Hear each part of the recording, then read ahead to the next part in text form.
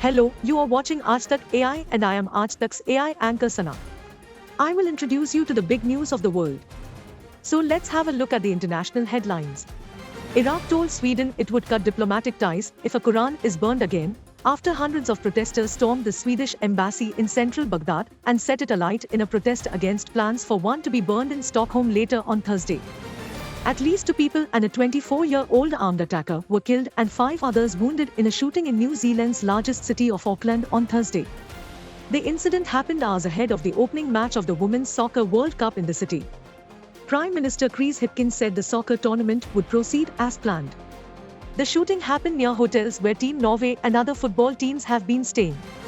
A teenage girl was killed in a Ukrainian drone strike on a settlement in Crimea in which 4 administrative buildings were damaged. Officials say the strike took place in the northwestern part of the Black Sea peninsula, where emergency and other services were working. A building at the Chinese consulate in Odesa was also damaged in a Russian missile and drone attack. Russia, which is an ally of China, attacked the port cities of Odesa and Mykolaiv overnight for the 3rd successive night. Kenya's opposition supporters were out in the streets protesting for a second day on Thursday against the high cost of living and tax hikes. Police clashed with demonstrators and arrested at least 300 people on Wednesday. At least 15 people were killed in the 2 previous rounds of protests earlier this month. China President Xi Jinping met the former US Secretary of State Henry Kissinger on Thursday. Xi Jinping told Kissinger that old friends like him will never be forgotten.